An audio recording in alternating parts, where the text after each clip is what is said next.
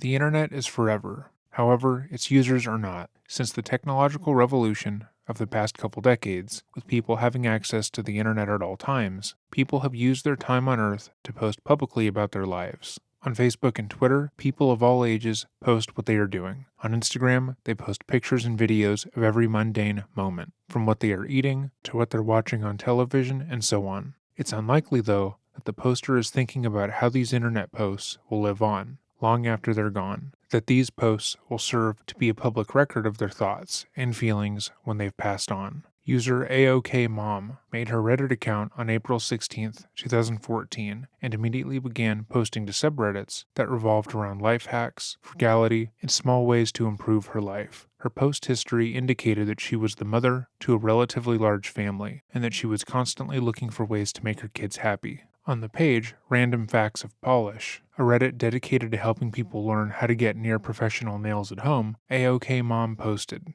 "Hi, I was thrilled when I came across this Reddit. I am a stay-at-home mother of 7, with 4 boys and 3 girls, and love doing their nails. I prefer to have my nails done, but usually do not have the time to actually go get them done, so I'm wanting to find other ways to make them look just as good at home. I will be looking at Wishlist to start off with polishing someone." In response to someone asking her about her family on the post, she wrote, "Hi, thanks. I have boy 18-year, boy 16-year, boy 12-year, girl 11-year, boy 9-year, boy 4-year, boy 4-year girl, and my last one was born at 23 weeks at 1 pound 8 ounces, July 2013. She is a true miracle and now over a year old, so she only gets the pretend polish for now, lol." She habitually posted in the Random Acts of Amazon subreddit, a subreddit where people share their Amazon wish lists with the internet, and others purchase items on it for them. She enjoyed helping others out in trying times, purchasing small but useful items for multiple members of the subreddit.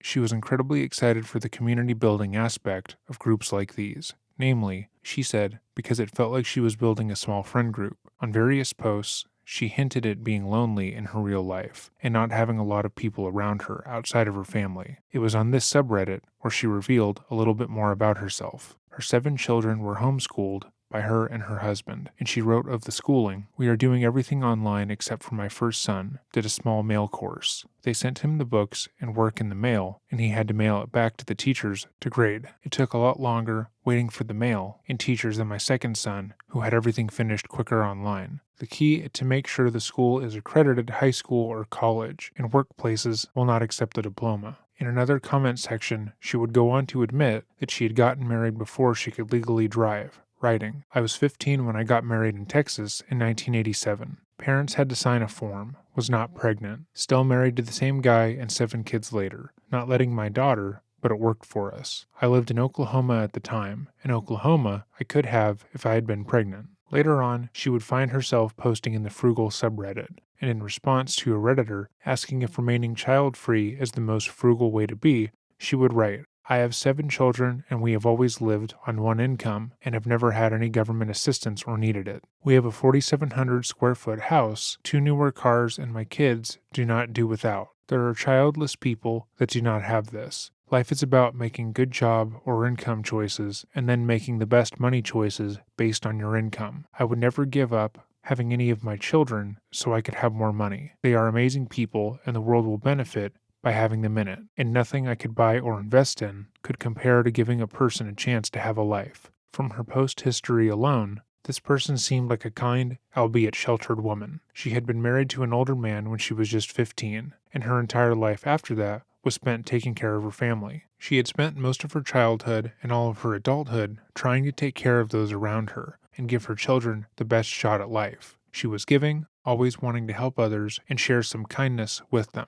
But just a year after she created her Reddit page and began to find a group of online friends, it would be revealed that the account belonged to April Bever, a woman who died at her children's hands. Welcome back to another episode of Dreading, or if this is your first time here, welcome. Today we are going to be talking about the Bever family from Broken Arrow, Oklahoma. This subject came heavily requested by multiple subscribers, and for good reason. This case is extremely harrowing, and it's my hope I present this case as accurately as possible. If there's a video you would like to personally see on this channel, or a case you believe needs more eyes on it, let me know by leaving a comment down below or emailing me at dreading.official@gmail.com. Notably though, if the case is ongoing or incredibly recent, please be aware that I might wait to report on it until all details are public or more time has passed. It is always my goal to be accurate in my reporting, and unfortunately, a lot of misinformation usually surrounds a case when it's initially reported. With all of that said though, let us begin.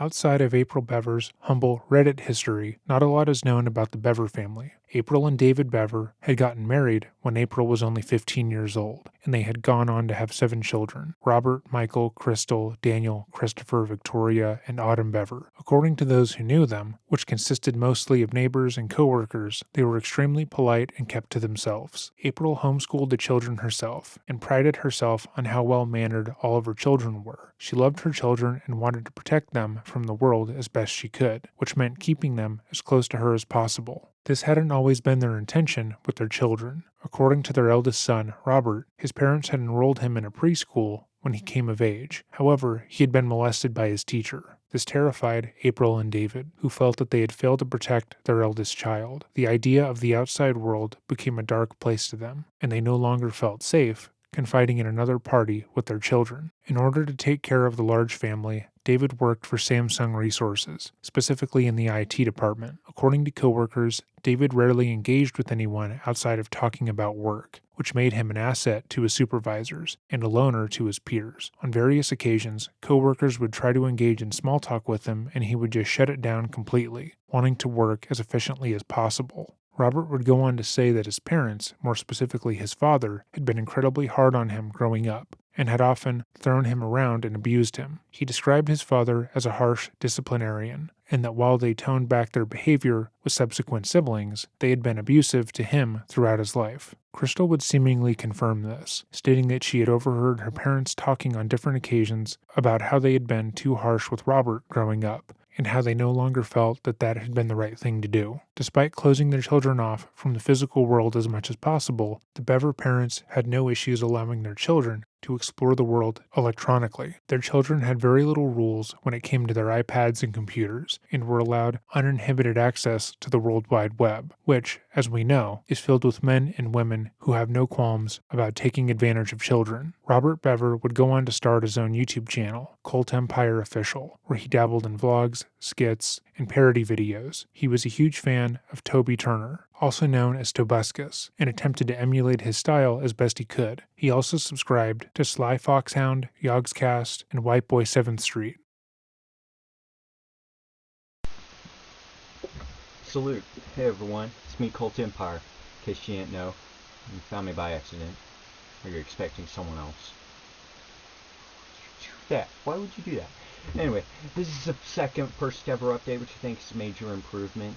I tried a news report theme last time. That's not very vloggy, is it? So I'm being a little more chillinated, writing stuff, scripting. I'm going to make my first skit soon. I can't show you a sneak preview or it would ruin it. It'll be like a minute long. It's going to be some good stuff. I think it's going to be hilarious. It's going to have a few props in it, which is the only delay. So, props for props. A non-profit organization. I don't know. I just came up with that. That would be weird if there actually was one. I came up with a couple of songs. They aren't parodies, though. They're some intense gangster rap type stuff I came up with when I was listening to someone's mixtape. About that. Yeah. I had a parody song, but it's probably offensive, so I'm never going to upload it. Now I'm having to write a whole new parody song. You can't explain that. Man. Write a song. Just writing a song. I got that creativity juices flowing. Alright, I also found out that Minecraft is compatible with Windows 8. I heard. I don't know how reliable that is, but it turns out it's just my laptop is a compact I've had for about 4 years, and its graphics drivers are hopelessly outdated. So, speaking of hopelessly outdated, Minecraft 0.6.0 turned out to be a bomb in a bad way. Everyone knows that by now, but my brother lost his Ultimate Survival World because of the 0.6.0 Pocket Edition world saving glitch. It was awesome. The whole world had been mined out. It was a full-blown city with streets and neighborhoods and a big city center with skyscrapers and hot dog vendors and mimes and pollution. Or maybe I was just cleaning out my closet. The pollution fumes went to my head. I'm gonna cry manly tears for that. But knowing him, my brother, he'll probably jump right back on that and rebuild. So props for that. Props for that. And prosper. Yeah. I think I'm on something there. New rap. Okay. Anyway, confusing outro.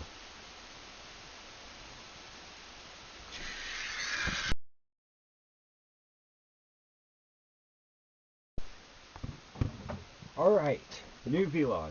I got my video uploading for my first Happy Wheels playthrough.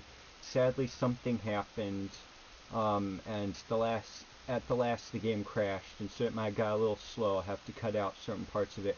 There's just silence, hoping it would come back. It didn't, though. So I'm going to upload a part 2 sometime soon, hopefully with better video quality. Second of all, new hairstyle, check it. It's called a faux hawk, where I don't have to shave the rest of my head, but I still get mohawk. I hope that it still looks like a faux hawk. I did it before. I still have my long hair. I just shaped it to look like a faux hawk. In the next couple days, I'm going to try to get an actual faux hawk. I did this before I started filming my playthrough of Happy Wheels. Thirdly, YouTube, can you not? I uploaded my first video of the Dark Forces playthrough for Cult Empire Classic, and there was like no audio, which completely ruined it. I had commentary, it was hilarious. It was 20 minutes of my life. So then I made another playthrough with no audio, just because, you know, I had heard that a couple of other people had experienced the same thing. So then I uploaded it, and there is no option to remove audio anyway. For some reason, I thought the last time that I looked, there was an option to completely remove audio from a video, and guess what? Yeah, it actually had audio this time when I uploaded my second Let's Play. This all you heard was my breathing. It was just this... That's a rant. Alright. Vlog, first number 3. Cult Empire.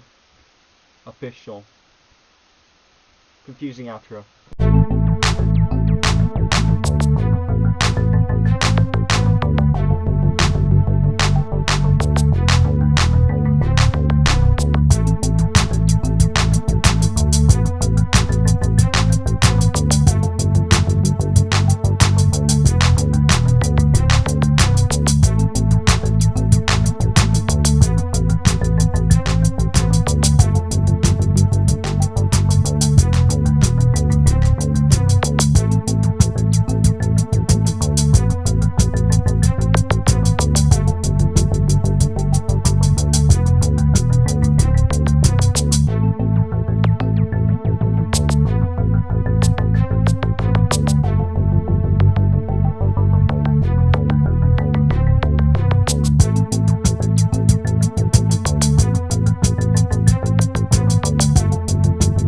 In the videos, he seems like an average teenager, excited to share things he likes with the world, and hoping to go viral. However, shortly after his last video was posted, he would begin to go down another rabbit hole, one that would lead to him attempting to kill his entire family, alongside his brother. Sometime in 2014, Robert Bever became obsessed with mass murderers. How he became interested in them is unknown, but according to his younger sister, Crystal, it became an obsession with Robert. He watched countless videos, documentaries, and read everything he could about every serial killer and mass murderer he became aware of. He had a certain affinity for the Columbine shooters, believing that they were misunderstood geniuses, and that the world wasn't ready for what they had planned to do. Robert was fascinated by the idea of taking life, and believed that only a certain kind of person, an elevated kind of intellectual, would be able to do such a thing. His interest rubbed off onto his brother Michael, who often did whatever Robert wanted. They talked about serial killers and mass shooters 24/7, watching films about their lives, and believing that had it not been for a few crucial mistakes, they would have gotten away with their crimes. Their favorite movie was an independent film, Rampage, where a man plans and executes a horrific mass shooting and gets away with the crime. They found this movie to be aspirational and identified with the protagonist, believing that they should commit a similar crime. They would go on to be the best mass murdering team known to man. They hyped themselves up off of killing people as if it were a sport, as is usually the case with crimes such as these, believing that they were destined to commit great atrocities. This is a mindset that many murderers we have covered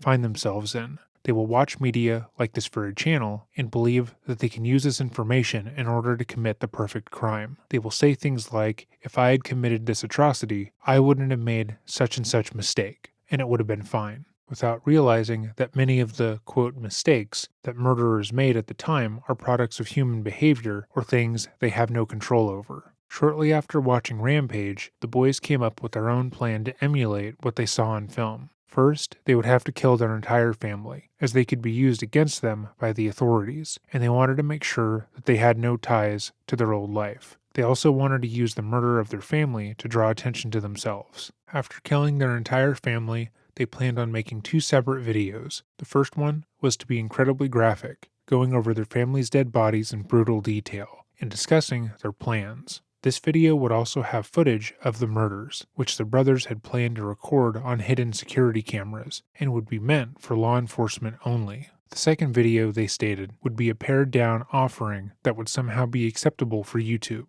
In actively uploading to YouTube whilst carrying out a crime spree, they would undoubtedly be able to go viral and become the most popular serial killers known to man. They also tossed around the idea of dismembering their family's bodies, placing them in storage, and just going about life as usual as long as they could. Since their family was plenty reclusive, they felt like they could probably get away with murdering them without people taking notice, and could likely live in their home with no issue. They later thought better of that plan, instead settling on becoming world-famous mass murderers. After uploading their video, they would take their parents' car on a year-long road trip, going from city to city, killing 5 people in each place they stopped, with their ultimate goal of being the world's best mass murderers. But how would they escape notice with their fame and vlogging their crimes? They hadn't figured that part out yet, but those few details wouldn't get in the way of their dreams. But luckily, the brothers would never make it out of Broken Arrow, thanks to their younger brother Daniel's heroic actions. On July 20th, 2015, at around 11:30 p.m., the Broken Arrow Police Department received the following 911 call. Broken Arrow 911. Broken Arrow 911. Hello? Hello. Hi, where are you at? Broken Arrow, Oklahoma 7411. What address? 709 Magnolia Court. Okay. Are you the only one there? No, my brother's attacking my family. Your dad is attacking your family? No, my brother. He has an idea stealing me. Oh, millions of people now. Okay, who's attacking your family? What? Who's attacking your family? Yes. Who is it? Do they? I'll call them.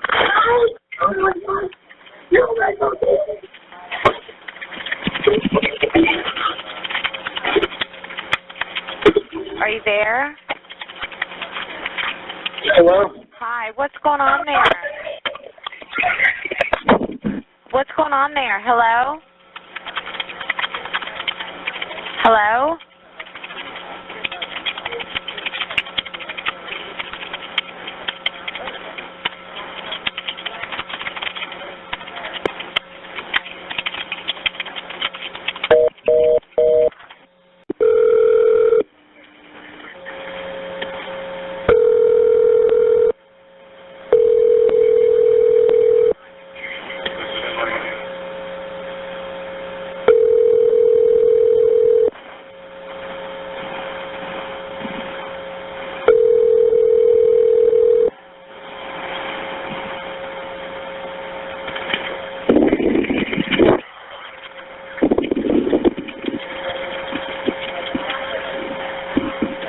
Hello?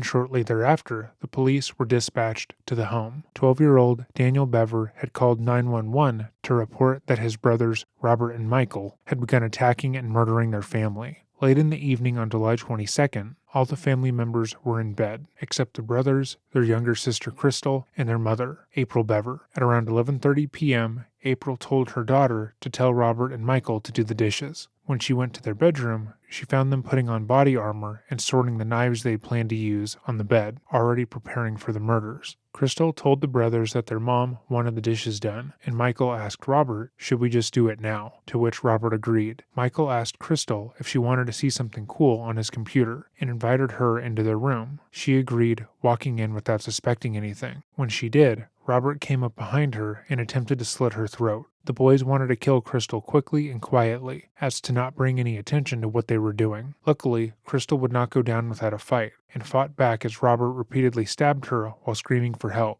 She was able to get her brother off of her and ran out as quickly as possible, running from the home, but was dragged back inside the house. After Crystal had run from the home, April ran into the room to see what the brothers had done to her daughter. When she entered, both the boys took their rage out on their mother, stabbing her a total of 48 times. April fought diligently against her children, attempting to wrestle the knives out of their hands. However, she would end up succumbing to her wounds. The police would eventually arrive on the scene. They were quick to label April as being the main target of the boys' rage, as she was stabbed nearly double than every other member of the family. But when the boys were asked about this, they both stated that their mom was alright and had never been too bad to them. After killing their mother, the boys turned their attention to their brother and sister, Christopher and Victoria, ages 10 and 5 respectively. The pair had heard the commotion and locked themselves in the bathroom for protection. Despite their quick thinking, the brothers had planned for this, and Robert pretended that he needed to hide as well. He pounded on the bathroom door, begging his younger siblings to let him in before Michael killed him.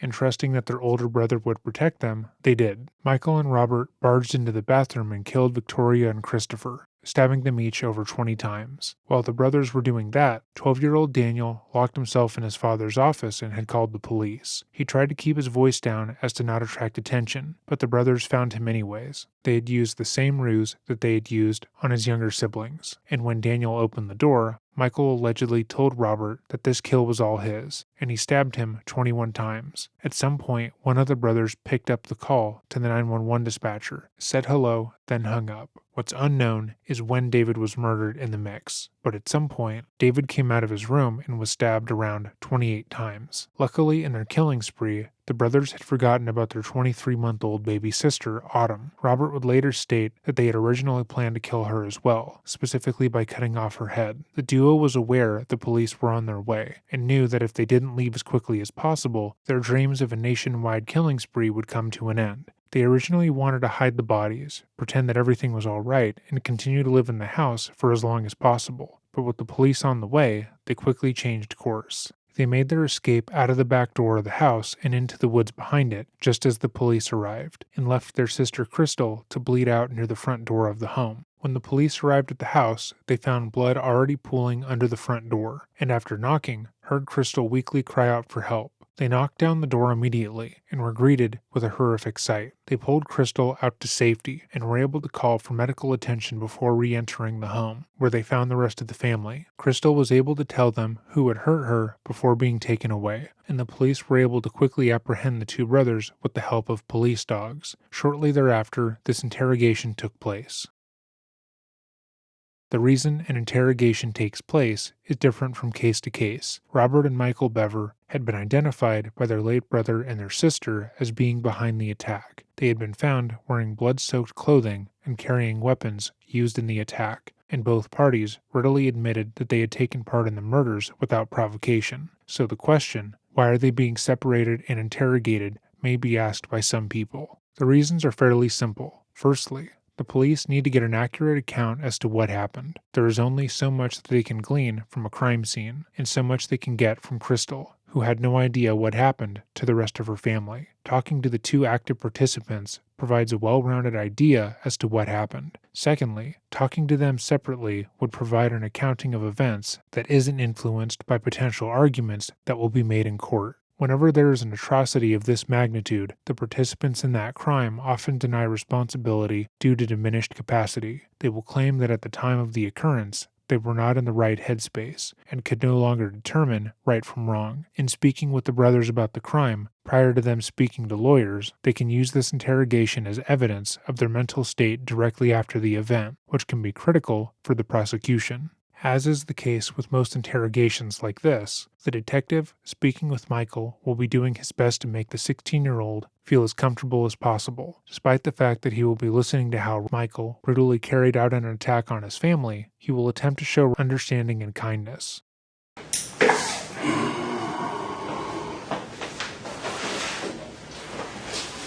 You still read some stuff to you. It makes it legal for us to talk to you, okay? So like I told you when I met you at the jail, my name's Eric. I'm a detective here with Broken Arrow Police. Like she told you from Adriana, she's a detective also. We just want to spend some time and maybe talk and discuss some things and maybe ask you some questions, let you ask us some questions and make sure we're all comfortable with what's going on, and then we'll go from there. That sounds good? Okay, so you probably heard or seen this on TV before, but it's your notification of rights, it's your Miranda rights. And so I'm going to read them to you, but I want to sit here where you can see the paper, because what I'm going to do is I'm going to read 1 through 5 right here. And so I'll read them and you kind of can look at it with me. I want to make sure you understand all these. You have the right to remain silent. You do not have to answer any questions or make any statement. Anything you say can and will be used against you in court. You have the right to talk to a lawyer before we ask you any questions, and you have the right to have a lawyer with you during questioning. If you cannot afford a lawyer and want one, the court will appoint one for you before you are asked any questions.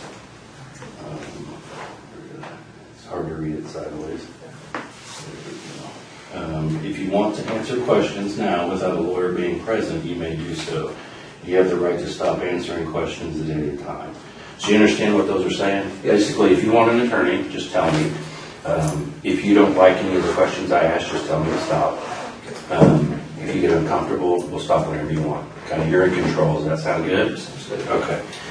So what I want you to do is I'm going to read this waiver to you right here, and you look at it as I read it to you, because I want to make sure you understand it. It says, I have read the statement of my rights shown above. I understand what my rights are. I'm willing to answer questions and make a statement. I do not want a lawyer present at this time. I understand and know what I am doing. No promises or threats have been made to me, and no pressure of any kind has been used against me. So if you agree with that statement that I just read to you, that you're looking at, if you'll sign right there. I don't know what I can do my signature, but Yeah, just whatever you can do the best.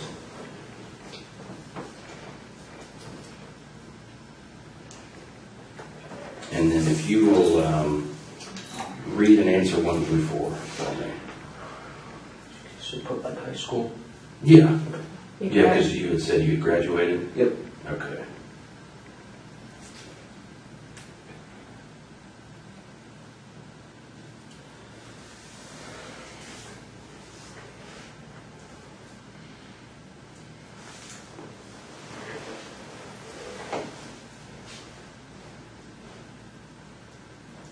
Okay, that's all we need. So you put high school for your formal education, Yep. and are you presently on any drugs or medication? You answered no. Are you under the influence of alcohol? You answered no. And you do read and speak English, obviously. You put yes. Yeah. Sound good? Okay. Do you take any prescription medications? Well, man, I'm just kind of got thrown into this, so I was hoping maybe you could kind of just go back at the beginning when all this started and kind of tell me what happened, because I need kind of the details so we know and understand what you went through and stuff. Okay, so at the very start. Mm-hmm. Okay, about like 2 months ago Okay. is when we first really started talking. So when you say we, who are you talking about? Me and my other brother is also. Your brother? Yeah, who's he has been with me. And what's his name? Robert Bever. Robert? Okay. And how old is he? 18. Okay. All right. Go ahead. Sorry. A couple months ago, I think actually this year, we started talking about voodoo and rampage and stuff like that. Okay. And I didn't take it seriously at first, but then he started buying like a body armor and stuff. Where did he buy body armor from? eBay and Amazon. Oh, okay. Yeah, legal. Does Yeah. he have a job? He did at Mike Tech. He quit at the start of the year. And basically, it just kept escalating. He kept getting ruined, and he asked if I wanted any, and I said yes. So he got me my own set. Okay. And then about a month, about like June 30th, is when he came to me and said he found out that he can legally buy guns without permit in Oklahoma. That he could. Okay. And that's when he started planning. And Did you, now you said he bought body armor, but you kind of said like a bunch of stuff. Did he buy, what else did he buy besides body armor? Besides body armor, knives, and he was in the middle of buying guns and ammunition. I see. Okay. Where did he buy the knives from? eBay too. Okay. eBay. Can you tell me like how many knives or what they looked like or anything like that? I think he had about 3 normal knives and then 1 small Camelbacks. Okay. And then the guns. Where did he start buying guns from? He bought them online. I think the website's like Bud's Gun Shop and right. And he bought 2 Glocks, 2 Glock 41s, and a shotgun. I forget, it's like a Moss boot, I think. Oh. Bought the Glock stuff with the website called Bud's Gun Shop, I think. Okay. And he bought the Moss boot off of the official website and then had them shipped to like Yokonawa gun club. So they're actually right now waiting for him. So they were shipped To a gun shop. here in Broken Arrow? Yep. Okay. And they were, Where is that gun shop, do you know? he said 7 miles away. He was planning on biking up.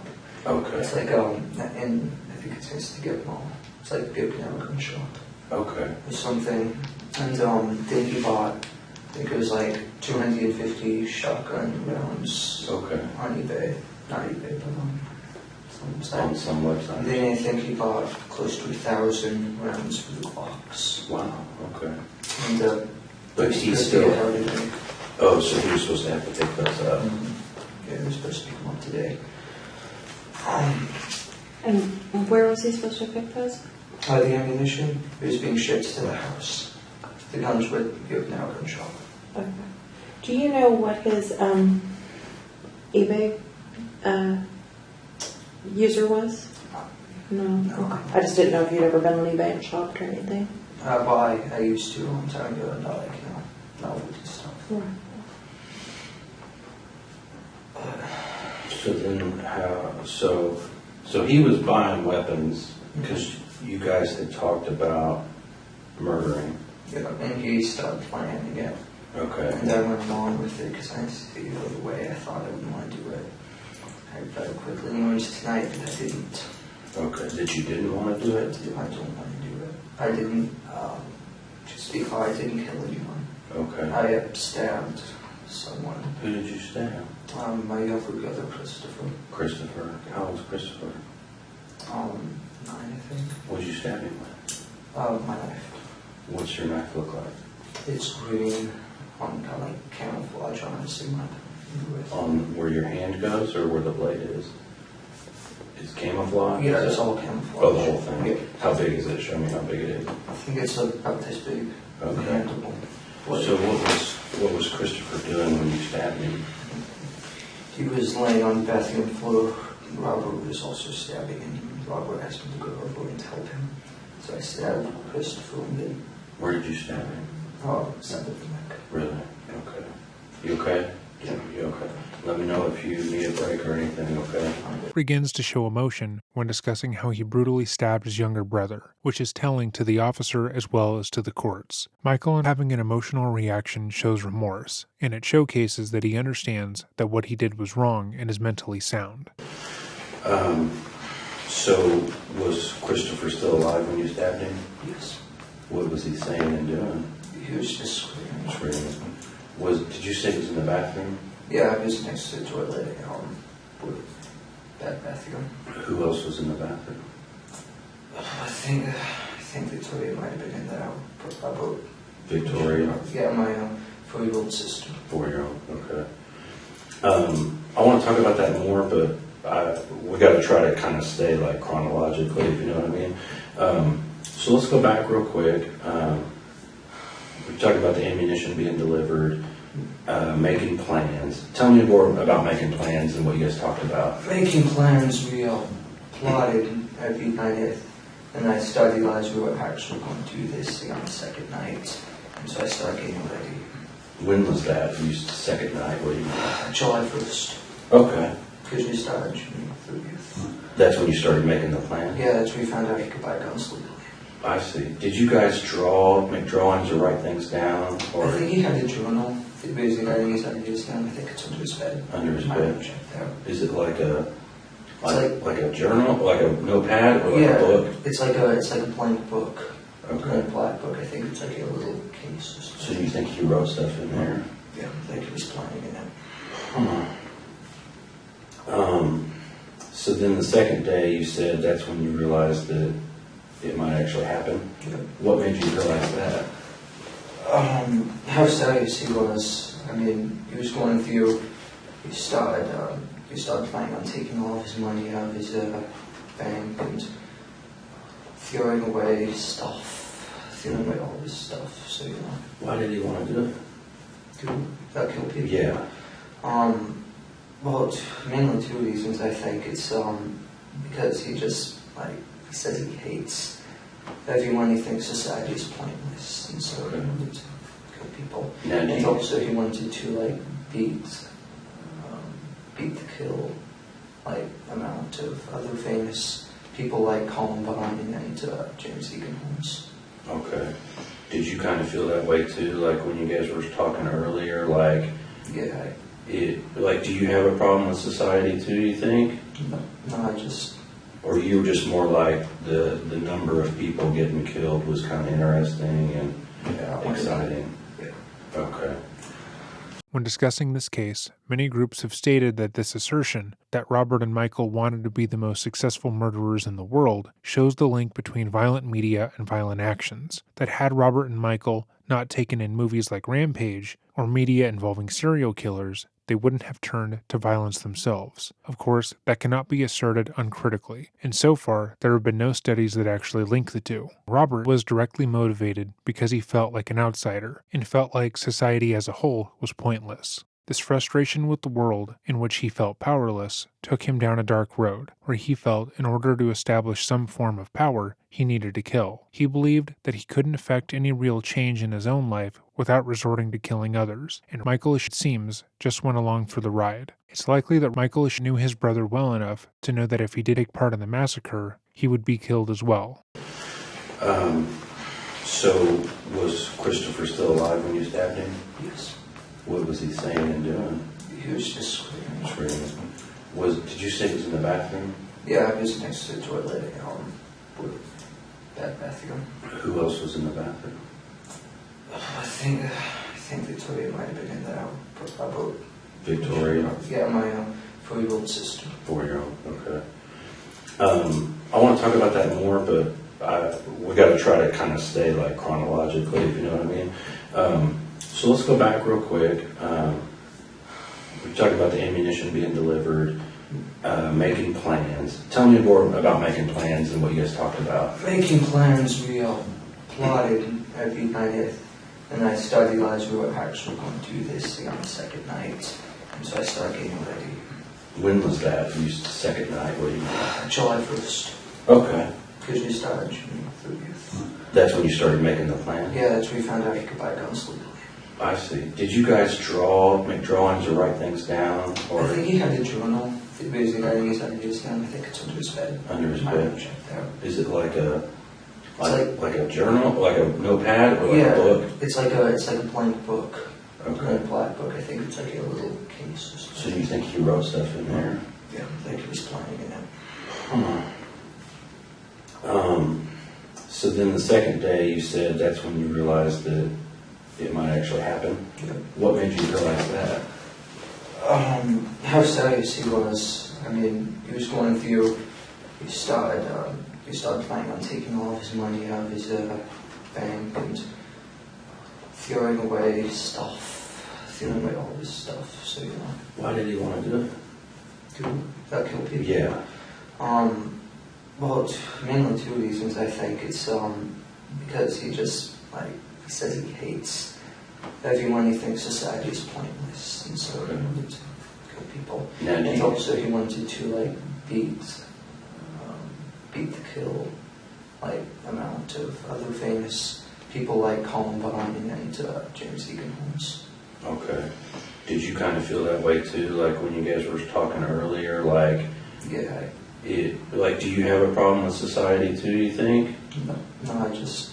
Or you were just more like the number of people getting killed was kind of interesting and exciting? Yeah. Okay. Once again, Michael is showing some kind of remorse, despite carrying out a violent, prolonged attack on his family, one which saw him stabbing his brothers and sisters multiple times and eviscerating their bodies. He seems relieved on some level that they didn't follow through with their entire plan. He seems incredibly normal throughout this interview, which makes the content of it even more shocking. So, because you mentioned a couple names are those like serial killers or something? What, like Columbine? Yeah. Columbine and James Deacon Holmes. James Deacon Holmes is a guy that shot at the theater. In Colorado? Yeah, he killed 12 and... Wow. How many were killed in Columbine? Columbine, I don't know, like 15, Okay. I think. So did you guys have a goal? Did you have a number? He just wanted, I think he wanted to kill like 50. Okay. I have a goal. So so as the planning goes, tell me what plans you started making and coming up with. Well, originally, I think kind of stayed steady throughout the month is we wanted to kill everyone at the house first. Okay. And then wait for all the packages to show up over the weekend.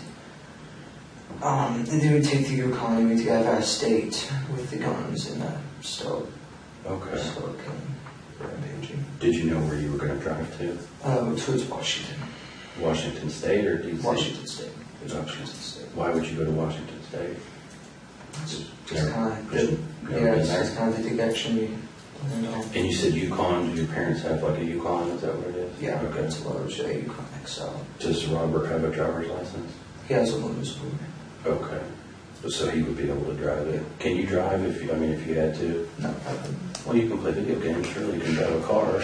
Just not very well. I mean, you could get it from point A to B. You might hit some things on the way, but okay. So you had your plan. So what happened after? I mean, tell me some more.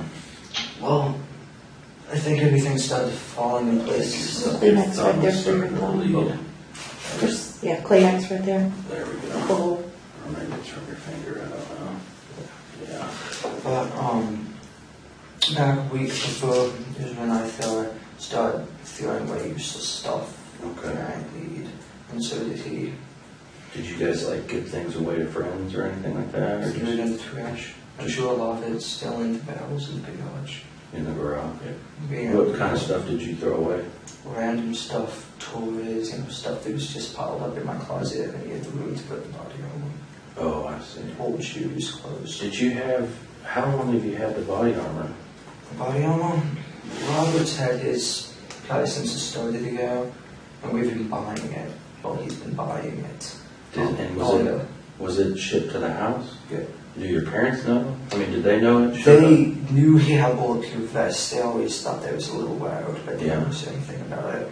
Did he have anything else like the gear that the guys wear, helmets or goggles or gloves? He had a soft Kevlar vest, a heavy, I don't know, it's like a metal plated vest, Okay. level 3 and a level 3. He had a helmet, bulletproof helmet, a bulletproof DEA mask, and leg guards. Wow. Also like a knife-proof Arm thing. Yeah, knife and balaclava.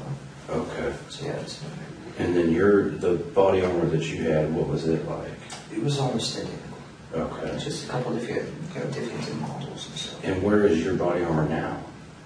All my vests and my helmets, it was laying in the woods. The dog pulled it off of me.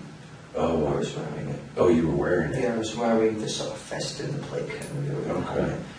So they took that, and the rest of my body armor is still in the closet. Okay. So then kind of what happened is, I mean, you guys started getting all that stuff together and Yeah. throwing things away. And Yeah, and redoing all the packages and the holsters, arrows, all that stuff was going to get help from Amazon. And so we set a date. So was the plan to use the knives at first on the family? Here's the next one. Because the guns weren't going to be here till later on? Yeah, and the guns would be too loud. Oh, I see. So we'll use the knives on the family, which obviously did not go as planned. Yeah. Thank God. Yeah. No, I just sort of nobody saw it, so I mean, like, we didn't put more people out there. Yeah. So then you picked a date, you said? Yeah, which was yesterday night. That was the date. Did you pick a time and everything? Yep, yeah, midnight when most everyone was in bed except for Mom. So how did you guys know? He just came and got you, or you got him, or what did you guys do? We were hanging out in the bedroom waiting. Okay, and so How did you pick the date? We were evolving on the packages and stuff that we have. Because, all the ammunition, he didn't want them to see that. So we killed him the day before the ammunition got out, the day after we leave. do you guys not like your mom and dad? I mean, are they? I mean, most teenagers don't like their parents, so I can understand that. Yeah, I mean, Mom was okay, but Dad was a little bit, Just a little bit too much. Yes. So you guys waiting in the room, Mm-hmm. and was it right when midnight, and that's when things started? Right at midnight, my sister, she came in, because she was getting to go to bed, she came in to tell us. How old is? 13. Okay. She came in to tell us that Mom wanted us to get the kitchen done before we went to bed and put the cats up. And it's basically, we did what we planned. I got to my desk, and I had to look at something to just get to roll up. We went up behind her, grabbed her, and slipped with you. Really? What did he use? His large red knife. Okay. A large red knife? Yeah, it's like mine. How big is it? It's like mine, only red. It's about Oh, I see. that big. And then she fell to the ground screaming. Mom and Dad, Mom came in first, and then she Is was your room upstairs or something? I don't know. I haven't been in your house, so I don't know. Her room is downstairs. It's towards the back of the Okay. house. And so she fell down and started screaming. Yeah, whatever. Kept stabbing her. I kind of freaked out because, Mm-hmm. I wasn't planning on Were you this. saying anything, or, I mean? I just stood there. Okay. And then Mom came in yelling, called the police. And then he went over and stabbed her. Then he stabbed her? Yeah, he probably stabbing her, pushed her, further down the hallway. And got up and ran. Okay. She ran out the door. So she sat down at your desk, and he slit her throat, you said? Well, she was standing at my desk and Oh, I came up see. behind and slit her throat, and then she fell down screaming. And then he stabbed her some more? When he was stabbing her some more, where was he stabbing her? Her neck. Oh, at her Her neck. neck and stomach. Stomach. Okay. And then my mom came in and she started yelling, called the police, get Dad. And then he came over and started attacking her. And he actually got up and ran out the front door. Wow. And once Mom was on the ground, he got up and started chasing after her. And what were you doing? Standing Did you come out in the hallway? No, I was just standing in the room.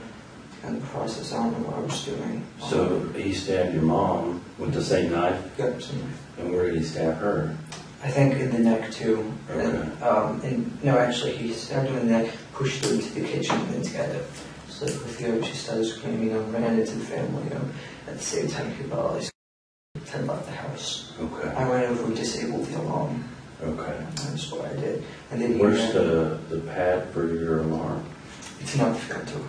It's what? It's now the front door. Near the front door? Yeah, and so I went over and disabled the alarm so it wouldn't, But has she already gone outside? She went outside and then Robert went after her. So where did she? She was laying in the driveway and he to go her back from the bench, if you don't know it, and started choking her. on the bench out front? Yeah, it was like a little bench, and he threw the bench on her and went back inside to go after the little kids. Did he bring her in, or did she stay out there? She stayed out there until he asked me to be in her, and I ran out. I had to go her inside. That's why she's in the NTQA. I had to go her inside. Oh, you brought her back in. Yeah, Was she still alive? Yeah, she was still screaming. And then at about the time Dad came down, Okay. because his bedroom's upstairs, and he went back in the police area where Robert was, that's what they call it, a room. And they started attacking there. They got a little bit of a fight, but then eventually Robert got him down, and I think he killed him. Did he cut his throat too? Where did that happen? In our room.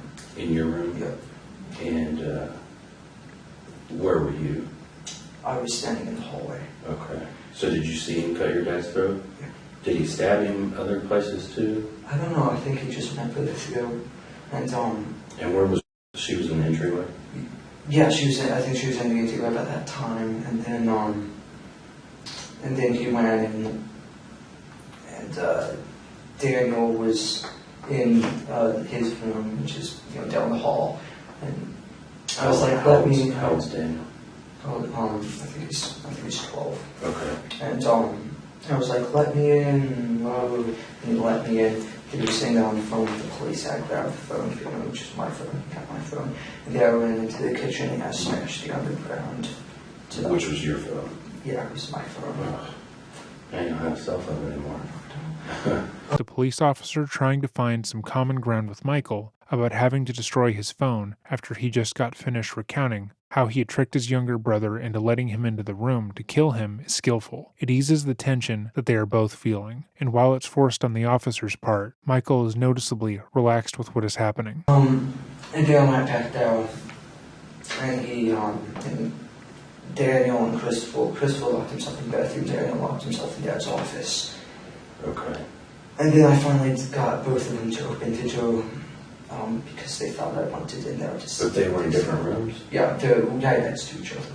Right? Oh, I see. And then Robert went in and stabbed him, and they went in and stabbed Christopher. That's when I stabbed Christopher. So when he stabbed Daniel, where did he stab Daniel? I think he shanked him in the neck, and then Daniel ran off, and so I went in and started attacking Christopher. So Daniel got stabbed in the neck and ran off? Yeah. Where did you run to? He ran into the family room about Mom. Mom ended up, she was laying on the ground yelling, call 911. Okay. And he stopped in there? Yeah, he collapsed in there, and then Robert came in and started stabbing him in the chest. Oh, I see. And then who's the youngest, the 4-year-old? The 4-year-old, I don't know what happened with her. I hope she's alive, right? I'm sorry, maybe I messed up. The one that you stabbed, who was that? Christopher. Christopher, that's what I'm He's saying. 8 years old, I think. He's 8. 10. And he was in the bathroom. Yep. So Daniel had got stabbed in the neck, ran out to where your mom was. Yeah. Robert followed him, stabbed him some more. Yeah, after we stabbed Christopher in the bathroom. Oh, I see. Okay. And then basically after that, everyone was pretty much dead. We forgot about all. Who was dead? Everyone, I think, Okay. looked like they were dead, except for she was laying in the interview screaming. Then there was a knock at the door. Okay. Someone knocked at the door. I think that might be the neighbor, because the police wouldn't have been there yet. And then they just kept knocking on the door. So we turned around. I grabbed on, put my soft vest and heavy vest on. I was carrying the plates. I put my helmet on. And then we ran out the back door of Dad's office, climbed over the fence, went down into the park, and started cutting through the woods. Okay. We both collapsed. When we saw us again, we were just sitting there, and they found us. That's how you got kind of dirty and stuff, dirt on you. So you guys collapsed. Were you just kind of hiding out? Yeah, we were just laying in a little ditch thing in the woods, and then we saw the light, and we lay down, and the dog came over. Did you hear the dog coming? Mm-hmm. I heard them coming. I saw them coming, and then they started yelling, "Put your hands up!" Mm-hmm. You know, they stepped on my head and handcuffed me. Okay. Can you okay, I'm a little bit lost, I think, because there's too many people in this house. There's you, there's Robert. Yeah. Okay, you're 16, he's 18. Then who's next? Yeah, she's the third oldest. She was the first one. Okay. And then Daniel, And then Christopher. then Christopher, And then Victoria. Victoria. And then- She's 4. Yeah, Victoria's one. Okay. And what's mom's name? April. April? April Bever, unmarried maiden name, I think you call it. It's Sharp. Sharp? Yeah. Okay.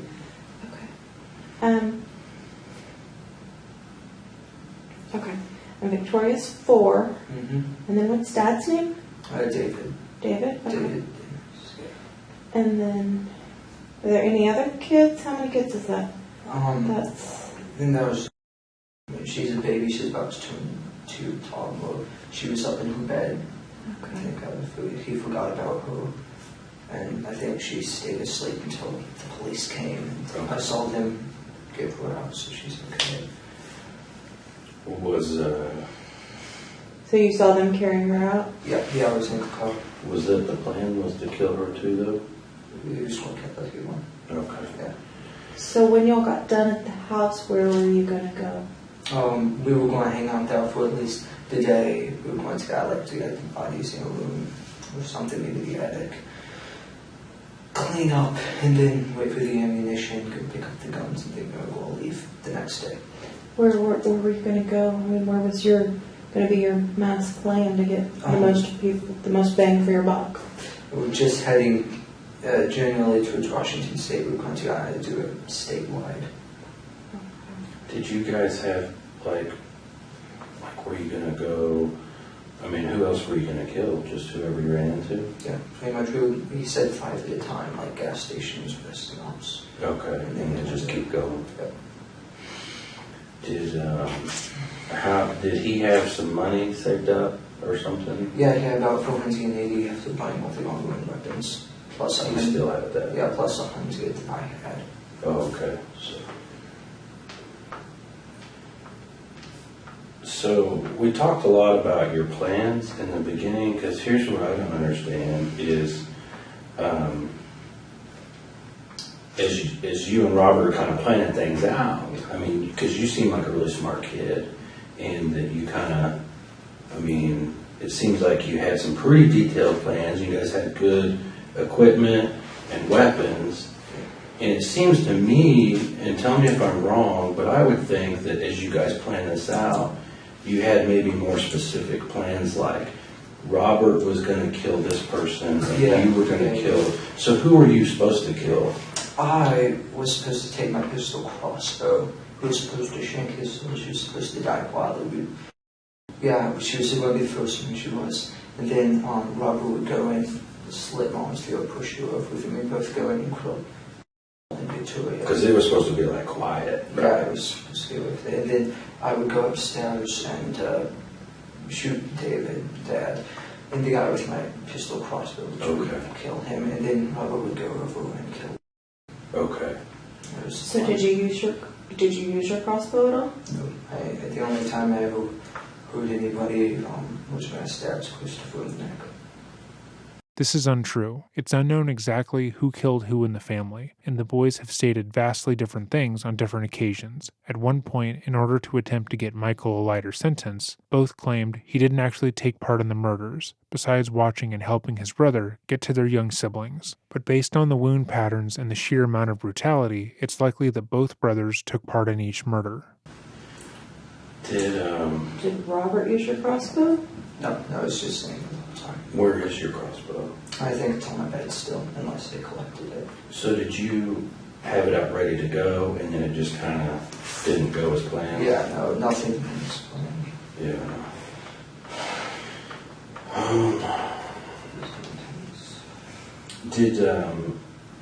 I think we talked about it, but did Robert, you said he had a knife that was just like yours, but it was red. Yeah.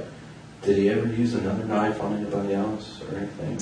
I don't think he did. I mean, he had another small surgical blade knife. It's not like 4 inches. He said he was going to use it, but... Where was that? In his pocket. He had 3 knives.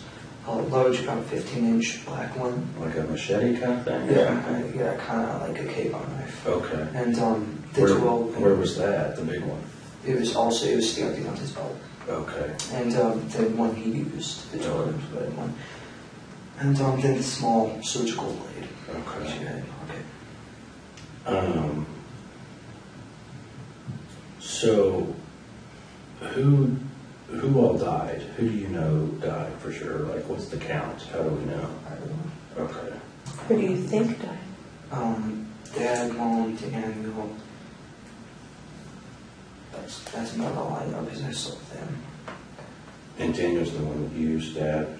No, Chris was the one I stabbed. Daniel's the one he went in and That's stabbed right. him in the lungs. And he was in the living room. With Mom. And Christopher, you stabbed him in the neck. Yeah, he was in the bath. So how did, I mean, was he still making noise when you left, or how did that go? Yeah, he was still yelling when I left. I don't know if probably killed him. I think he might have been alive because later I came back and the door was shut and locked. I tried to kick it down. Okay. Just one of those holes in that door. So. You kicked it down? I didn't kick it down. Okay. I Who just did? got it. I just got it too. Nobody kicked it down. Oh. It stayed intact. I don't know what's in there if he's still alive. Did you, because here's what I'm seeing happen. You guys had all these detailed plans. You had all the cool stuff to make it happen. Yeah. And it kind of started falling apart. And you said, like, it didn't go as planned. Did you kind of just freak out a little bit? Like, Yeah, what's really happening? Well, I didn't know it was going to like. Yeah, you don't. But here's what's getting me is, like, it's crazy because you guys worked together and made all these plans and, had it all figured out. And then when it happens, you're just kind of standing there not doing anything. And did you decide, like, Robert's going to kill everybody and I'm going to stand here and do nothing, so I better... did you... I think that was my plan. I didn't want to kill anyone. I couldn't do it, so I was going to let him, like, kill everyone. Yeah, but you stabbed somebody in the neck. I just kind of... Well, what I'm saying is it's not Robert's the one that should get all the credit here. Because it's a big deal. You're going to be on the news. You know what I mean? People are going to want to interview you. I don't mind being interviewed when I'm moving this.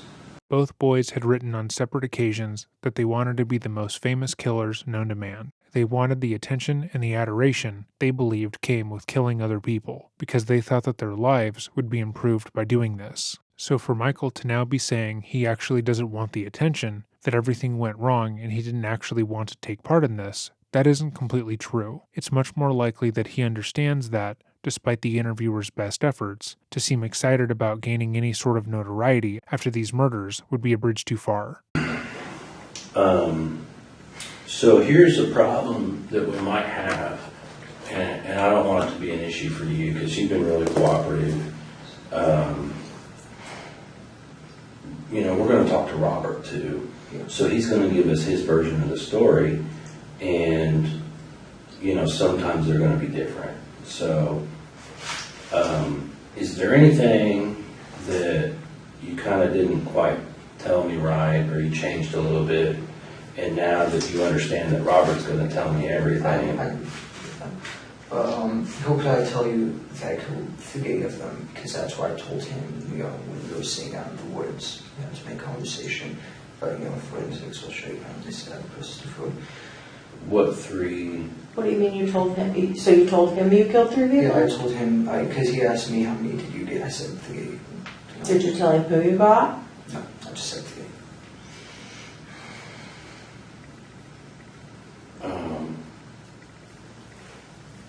So do you...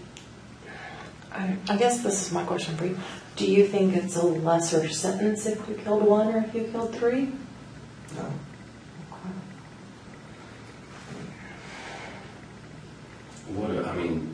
I don't know. I think Robert, he may have, there's going to be a lot of differences. That's what I'm concerned about. And we don't want you to come off as a liar.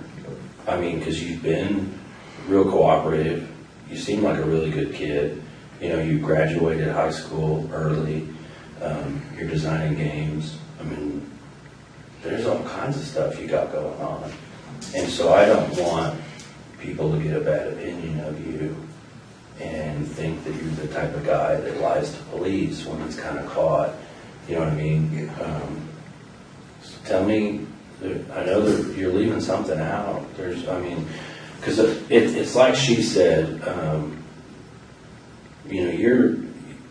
this isn't like you stole a bicycle. You know, this is the most you can do. You know, so it's a big deal. But a lot of people, when they talk and think about this thing, your honesty is a big deal, and how you handle yourself from here on out. And if you come off, because to me you don't seem like a bad guy. You know, like you don't scare me. I mean, I never thought you would have done this. So you just seem like a normal kid to me, and you seem like an honest kid. But see, I talk to people all the time, and I mean, I know when people are lying, or when I'm not quite getting the whole story. And so I just want to catch you before you get in that bad spot where people start saying you're a bad guy, you're evil, you're a liar. So just tell me what I'm missing. Because the interviewer has continued this through line of Michael being a good kid, despite what he has done, he is hoping that Michael will open up more to him. They angle the idea that Michael being a liar and not telling them the complete truth about what happened is somehow worse than him taking part in the brutal slaying of his child siblings, which is obviously ridiculous. But Michael has been incredibly forthcoming already. While he did take a more active role in the murder of his family members, and likely did more than he is already admitting to, he is well aware that by saying he took part at all, he will likely go to prison for life. I mean, along with the dude thing, I was going on to like convincing the people who were still alive that like I was on their side. I called the police, you know, so they would like stay and I would get them. So they kind of stay on the ground, and he'd be able to come stab him again. Yeah. Did you ever have to go get Robert to let him know someone was still making too much noise or anything? No, it was chaotic. He was just going from person to person. So what kind of things did you say to them? But the only things I said to them was when I was trying to convince them that I was with them, so they would, you know, come to me and could kill them. Okay. And that's all you think that he might tell me different? Is he going to lie to me? I don't know. I don't think he would lie because I'm pretty sure the only reason he's like he let himself get arrested and it's not like getting a major shootout and dying from the police is because he wanted to see the aftermath. So I don't know his responsibility. Oh, I see. So you think he may kind of just tell us what happened too? Okay. Did you guys talk about being on the news and getting to see each other on TV and stuff? Yeah. What kind of things did you say and talk about? Mostly about how we were planning on killing more people. Yeah. Talk. And we would become famous. We would get on Wikipedia lists. Oh, okay. People. That'd be a big deal, yeah. I mean, do you think they might even make a movie or something, or a TV show? I don't know about a movie or TV show, but... Did you guys talk about that? Yeah, I've had the documentaries and stuff. He just wanted to be famous. What did you want? Me? Mm-hmm. You keep talking about what he wanted. What did you want? No, I just wanted to get my winners movie. Get a job. But you, I mean, your big brother's telling me he wants to be famous, and you guys are making these plans. Surely you want some of that fame too, right? Yeah, I do want to do it with him because, like, he's going to do it no matter what. He says if I don't do it with him, they'll just kill me too, or leave me there. So, do it with him. Yeah. The way Michael phrases this is almost like he didn't have a choice, but he absolutely did. Robert had physically written down his plans. He had illegally purchased multiple weapons, and if Michael wanted to, he could have informed his parents or the authorities about what his brother was planning. But he didn't want to do that. He didn't want to stop his brother, and even if his version of events was accurate, he stood by and helped as his brother killed their parents and children. Well, I was right. The guys that are interviewing Robert kind of gave me a quick version of what he's saying that you did. And you haven't told me everything, okay? So I know you're not being completely honest, and I gave you one shot already. I'm sorry, I don't know what he might have said. I mean, Well, you stabbed more than one person. So who else did you stab? Or you stabbed more than just one time? Oh, I stabbed Christopher more than one time. How many times did you stab him? I think twice. Because you don't think we're going to know that? Stop I thinking know. and go with what you know. You mentioned forensics a minute ago. I know. I mean, I'm just one of like hundreds of people that are going to look at this thing, okay? I mean, we got the state police coming in. There's, I don't know, 20 different forensic detectives at your house right now. They're going to be there a long time because of the scene that it is. So everybody that you killed and every single stab wound that you inflicted, we're going to know about. And this is your last chance to just kind of let us know, to be honest, to man up and tell us exactly what you did and start making it right. I hit Christopher. Michael is genuinely affected by how disappointed the interviewer seems in him. This kind of genuine reaction is incredibly rare. It's not stabbed Victoria with Daniel. You did not stab Victoria. I tried to stab her. You stabbed them all. I got when she was walking away, I tried to go for her neck, but, Is that when you cut yourself then? yeah, I think after that. Where did you stab her? I tried to go from behind and cut her by, Did you cut her? I think so, yeah. It doesn't seem like something you have to think about. I know you're still kind of dealing with it. And I wasn't there, I wasn't the one doing it, but you don't have to think about it. You know what you did. So you cut her neck, you stabbed Christopher in the neck. How many times did you stab Christopher? 2 or 3, I think. And who else did you stab? Besides Mom. Because here's the thing, everybody's been stabbed, and you both had knives, and we know you both stabbed everybody. So you guys are kind of at the same level, and so now it's who's going to be honest and make this right, and who's a liar, okay? Which one do you want to I'm be? not. Okay, so you're a man of your word? Yes. Okay. And do you want to make this right and do the right thing at this point in time? Yes. Okay. What else are Okay. you missing? You want to start over then?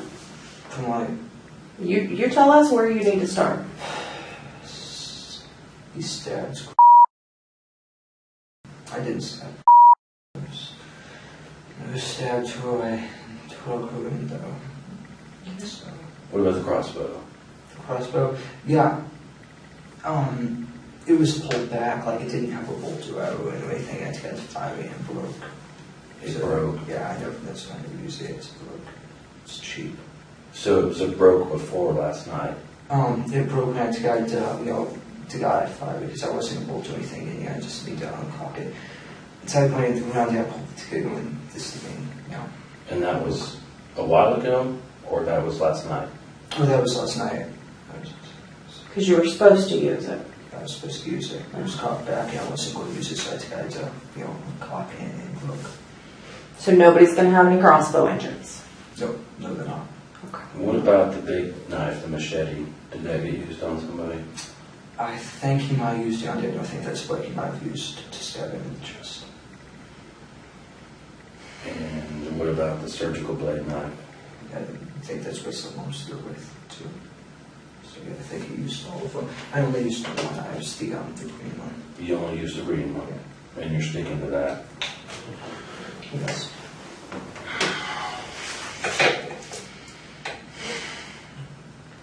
And so you only stabbed your family because they were in the way towards the bigger plan? Well, the reason we was trying to kill family is they were in the way and higher count.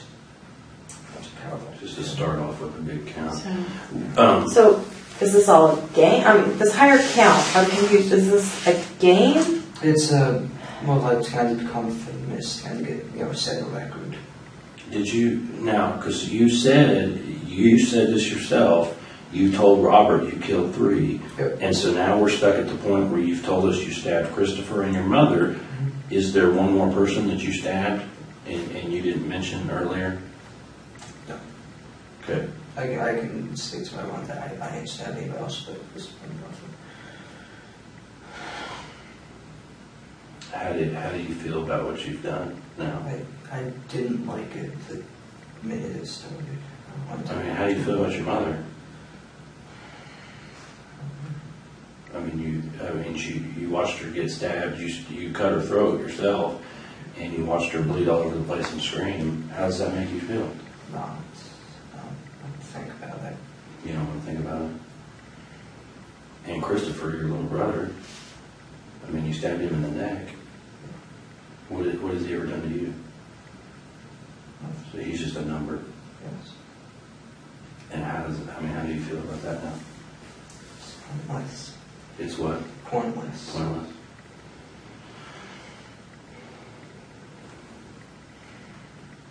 When the brothers were charged for the quintuple murder, they both originally pleaded not guilty. Why they decided to plead not guilty to the case is unknown, but many people theorized that they had planned to each blame each other for the crime. However, as the trial date approached, Robert eventually pleaded guilty to all counts and was sentenced to life in prison without the possibility of parole. About a year after the murders, Robert attempted suicide by hanging in his prison cell, but he was found in time. While in prison, he attempted to attack a prison guard with a makeshift shiv, but was unsuccessful. As for Michael, he decided to go to trial and use that very argument. He claimed that he didn't take part in the murders besides helping his brother attack his siblings by luring them to his brother. In order to ensure her family received justice, Crystal was forced to take the stand and explain how her brothers had lured her into their room to attempt to murder her, and how she had seen Michael specifically attack and kill her other siblings. She even went so far as to state that Michael had been the one to make the call about the killings, telling Robert that they should just do it then. Eventually, Michael, like his brother, was found guilty and sentenced to life in prison without the possibility of parole. From her internet history, April Bever seemed like a nice woman who never had a chance to be on her own. She took care of everyone around her, spent her free time buying little things for people she didn't know, and protecting their kids from the dangers of the world.